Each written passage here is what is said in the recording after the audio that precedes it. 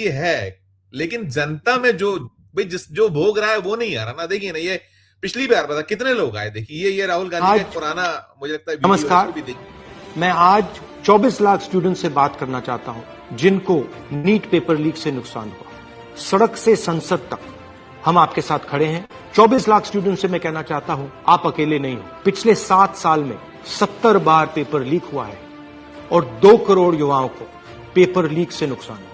एक साथ हम ये लड़ाई लड़ेंगे और ये लड़ाई जीतेंगे। मेन इशू जो है वो हमारा पेपर लीक है। So it's not only about 24 lakh NEET students, it's about whole family. There was a digital leak also this time.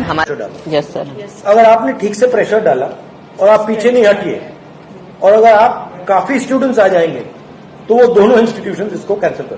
Power ना कोर्ट के हाथ में है ना मिनिस्ट्री के हाथ में है, पावर आपके हाथ में है। अगर आपने क्लैरिटी से खड़े हो गए और पीछे नहीं हटे, उन दोनों को आपकी बात माननी पड़ेगी। ठीक है, थैंक यू। आपका जो एस्पिरेशन है, आपका जो विजन है, इसी से देश का विजन बनेगा, इसी से देश की प्रगति होगी। अगर सरकार आपकी रक्षा नहीं कर सकती है तो ऑपोजिशन आपकी रक्षा करेगी। ये जो आपका मुद्दा है, इसको मैं पर्सनली संसद में आपके लिए उठाऊंगा और पूरा का पूरा दबाव हम सरकार पे डालेंगे। धन्यवाद।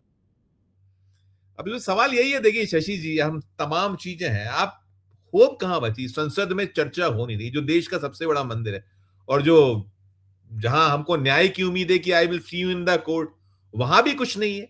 क्या सुप्रीम कोर्ट को सीधे संज्ञान में लेकर सीधे जो अभी भाषा थी हमारे केंद्रीय गृह मंत्री साहब की, जो उन्होंने बंगाल में बोली थी, उल्टा लटका देंगे? अब वही तो शायद वक्त आ गया उल्टा लटकाने जैसा। ये कौन करेगा? ये शायद कोर्ट को करना पड़ेगा।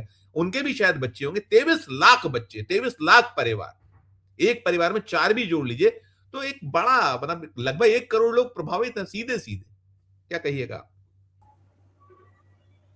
संजीव जी बिल्कुल सहमत है और कोई भी संवेदनशील व्यक्ति इस बात को लेकर परेशान हो जाएगा कि देश में लगातार 20-25 लाख बच्चे, नौजवान जो देश का भविष्य बना रहे पढ़े लिखे नौजवान हैं, उनके भविष्य को इस तरह से खराब किया जाता है ना। उनके भविष्य के साथ खिलवाड़ किया जाता है और वो भी किसके द्वारा किया जा रहा है? तो सिस्टम के द्वारा, है ना। ऐसा सिस्टम जिसमें किसी भी तरह की जवाबदेही नहीं है, कोई जिम्मेदारी ही नहीं। अकाउंटेबिलिटी नाम का जो शब्द है वो 2014 से गायब हो चुका है। 2014 के पहले बहुत हम लोग सुनते थे, हम लोग आग्रह भी करते थे सड़कों पर, है ना। अब ना सड़कों पर आग्रह हो रहा है, ना यंत्रणा के भीतर कोई पूछ रहा है कि अकाउंटेबिलिटी थे। और जिसका आप अभी जिक्र कर रहे हैं सुप्रीम कोर्ट का, तो यहाँ तो सवाल सुप्रीम कोर्ट की अकाउंटेबिलिटी पर ही है।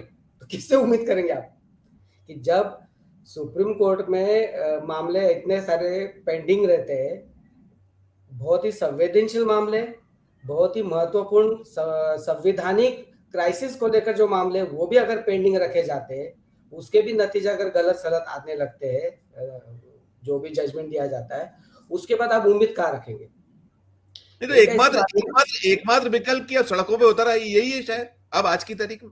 नहीं, लेकिन वही उसी पर आ रहा था। सड़कों पे आने के लिए तो नौजवान हमेशा तैयार रहता है। देखिए, नौजवानों को सड़कों पर आने में कोई दिक्कत नहीं रहती है। मैं बहुत मतलब मैं तो स्टूडेंट मूवमेंट से आया हूँ, तो मुझे मालूम है कि किस तरह के उस दौर में हम लोग कितने अस्वस्थ रहते हैं, है ना। वो एज फैक्टर ऐसा रहता है, ठीक है।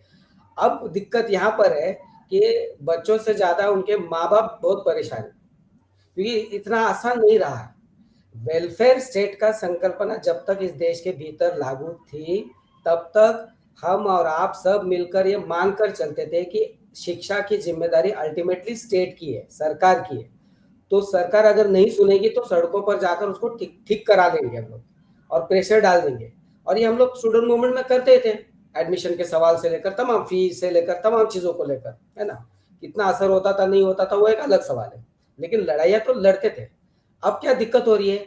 मामूली से मामूली परीक्षा को लेकर लीक हो रहे हैं, एजुकेशन के मामले में भी और एम्प्लॉयमेंट के मामले में भी। अब बिहार में इस तरह के शिक्षा मंत्री हम लोग देख रहे हैं, इस तरह का मुख्यमंत्री देख रहे हैं, और उसके खिलाफ जब बिहार में छात्र सड़क पर उतर जाते हैं तो लाठियां भांजी जाती है, पीटे जाते हैं। पिछले 10 साल से सबसे ज्यादा अगर कोई पीटा है फिजिकली, असॉल्ट, जिस पर असॉल्ट किया गया फिजिकली, तो वो छात्र है, क्योंकि सबसे वल्नरेबल है। वो तो दोनों तरफ से मरता है। देखिए, अगर स्टूडेंट की मानसिकता से हम लोग सोचे तो वो ऐसा है ना कि वो अपने आंखों के सामने देखता है कि अपने माँ बाप कितनी मेहनत करके उसको पढ़ा रहे हैं, क्या क्या त्याग करके वो कर रहे हैं, ठीक है। फिर वो अपनी मेहनत लगाता है, और मेहनत लगाने के बाद जिन फैक्टर्स पर उसका बिल्कुल भी कंट्रोल नहीं है, ऐसे सारे फैक्टर्स ऑपरेट होकर उसकी पूरी मेहनत पर पानी फेर देते हैं। उसके बाद का उसका फ्रस्ट्रेशन क्या है, उन स्टूडेंट्स का कितना बड़ा फ्रस्ट्रेशन होता है। तो फ्रस्ट्रेशन में आने के बाद उनके सामने ऑप्शंस क्या रहते हैं, ना वो सड़क पर उतर सकते हैं, संगठित हो सकते हैं, क्योंकि आपने अराजनीतिक माहौल बना दिया है। आपने शिक्षा मंत्रालय को हटाकर आपने अब उसको मानव संसाधन मंत्रालय बना लिया है। तो मानव से उससे कुछ मतलब नहीं, उसके संसाधन से मतलब है, रिसोर्स। ये जो वोकेबुलरी हम लोग यूज कर रहे हैं ना, नॉमेनक्लेचर्स यूज कर रहे हैं, यही बहुत गलत है। यहाँ पे मनुष्य को कहीं केंद्र में नहीं है, जबकि हम लोग सारे संस्कृति से लेकर तमाम बातों के मामले में कहते हैं कि भाई शिक्षा नया मनुष्य बनाता है, शिक्षा के माध्यम से नया समाज बनता है। ये फुले से लेकर अम्बेडकर से लेकर हम लोग ये तमाम बातें करते रहे, वो सारी बातें अभी बाहर है। अब ये मार्केट है, कमर्शियल है, बिजनेस है, ऐसी स्थिति में वो स्टूडेंट पढ़ रहा है। तो कितनी इन्वेस्टमेंट, कितना स्टूडेंट लोन आगे चल के लोन लेके वो पढ़ने वाला है, वो सारा कैलकुलेशन उसके दिमाग में है। उसकी पूरे साल 2 साल की मेहनत रहती है ना। 10वीं के बाद से वो लगातार लगे रहते हैं बेचारे, है ना। 10वीं 12वीं एकदम क्रिटिकल फेज रहता है, साइकोलॉजिकली भी, मानसिक रूप से भी, और उसके घर परिवार के माहौल के मामले में भी, और फाइनेंशियली भी। इन सारे चक्कर में फंसने के बाद उन बच्चों के पास आत्महत्या करने के अलावा और कोई रास्ता नहीं रहता है। फिर यही व्यवस्था बोल देती है कि इतना प्रेशर अगर वो झेल नहीं सकते तो क्यों एग्जाम दे रहे हैं।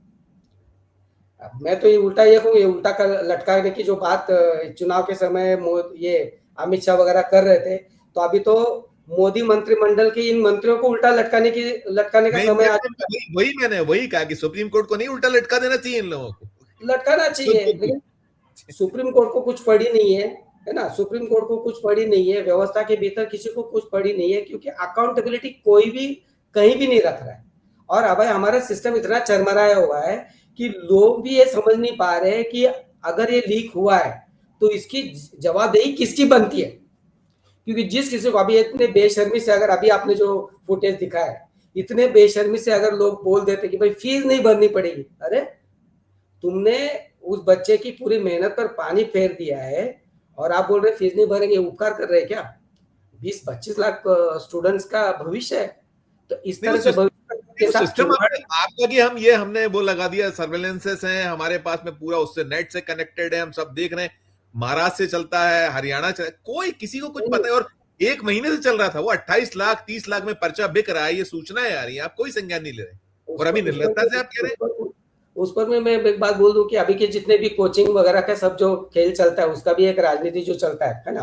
बिरला साहब, ओम बिरला जहाँ से आते हैं, है ना, वो तो पूरा कोचिंग हब है, और क्या क्या खेल चलता है सब दुनिया जानती है ना। आपने जिन परीक्षा के जो सर्वेलेंस वगैरह की बात की, अब ऑनलाइन जो करने वाले लोग हैं, किसको ठेके मिलते हैं, किसकी कंपनियां रहती है, कौन ये कंडक्ट करते हैं, ये कॉन्ट्रैक्ट किसको जाते हैं, ये सारा अगर निकालना शुरू कर देंगे तो उसके सारे तार जो है ना, वो दिल्ली में बैठे हुए लोगों के साथ जुड़ेंगे। यही सब सर्कल है, यही वेस्टेड इंटरेस्ट है, वो सब कर रहा है। सवाल कहाँ है? घोटाला हो रहा है, लीक हो रहा है, ये सवाल नहीं है, ये जानबूझ के किया जा रहा है। जानबूझ के क्यों किया जा रहा है? क्योंकि ये अभी मार्केट बन चुका है। मार्केट बन चुका है तो यहाँ पर डिमांड एंड सप्लाई के हिसाब से चलेंगे। जितना सप्लाई को आप कंट्रोल करेंगे, जितना डिमांड को आप बढ़ाते जाओगे, उतना उस रैट रेस में लोग लगे रहेंगे और हम अपना पैसा कमाते जाएंगे, है ना। अब परेशान होकर बच्चे, हम लोग ने देखा है, एमबीबीएस करने के लिए रशिया में भी गए, हमारे जान पहचान में कई सारे लोग हैं। फिर वहां से आने के बाद यहाँ फिर मेडिकल का आपको कुछ करना है। नीट की एग्जाम मेडिकल के लिए, समाज की सेवा करने के लिए, आरोग्य व्यवस्था को सुधारने के लिए कोई बच्चा नहीं कर रहा है, क्योंकि उसमें वो अप्रोच ही नहीं डाला जा रहा है। उसको इतना परेशान किया जा रहा है, इतना परेशानी के बाद जो बच्चा अगर पढ़ भी जाए और डॉक्टर बन भी जाएगा, लड़का या लड़की, इतना सब इन्वेस्टमेंट के बाद कौन सा डॉक्टर किस गांव में जाकर किस तरह की सेवा देने वाला है? क्योंकि इस व्यवस्था ने उसको बनाया ही वैसे है। और जो majority people, majority of the middle class के बच्चे, इनकी ये जो परेशानी है, इस परेशानी को लेकर पॉलिटिकल आवाज इसलिए नहीं उठ रही है क्योंकि ये सब जय श्री राम बोलने वाले लोग हैं, ये सब मोदी करने वाले लोग हैं, ये सब घर घर मोदी की बकवास सुनने वाले लोग हैं। तो ये हिप्नोटिज्म से थोड़ा बाहर आ जाए, ये सब अंधश्रद्धा से थोड़ा बाहर निकले, तो थोड़ा जमीन पर रहकर अकाउंटेबिलिटी की बात आएगी। आखिरी एक बात है, ये सारा पूरा मामला हो गया, हर छोटे बड़े मामले में मोदी साहब का ट्वीट आते रहता है। आपने कभी देखा है कि ऐसे कुछ भी मामले आ जाते गड़बड़ी वाले कि मोदी साहब के कोई शब्द आ गए, कोई इंस्ट्रक्शंस आ गई, है ना? अब कल को मोदी ये भी बोल देंगे पेपर अगर लीक हो रहा है तो बच्चों को इतना पढ़ाई नहीं करना चाहिए, बच्चों को इतना टेंशन नहीं लेना चाहिए, बच्चों ने नीट की एग्जाम नहीं देनी चाहिए। जैसे आपको बोल दिया अभी तेल नहीं खाना चाहिए ज्यादा, है ना, ज्यादा घूमना नहीं चाहिए, ये भी ये बकवास बोल सकते। और ये कैसे राष्ट्रहित के लिए और देशभक्ति के लिए कैसे जरूरी है, ऐसे कहने वाला लॉजिक, ऐसे समझाने वाला लॉजिक इनके भक्तगण भी हमको हमारे सामने परोस देंगे। इतनी हमारी आईक्यू लेवल नीचे जा चुकी है समाज की।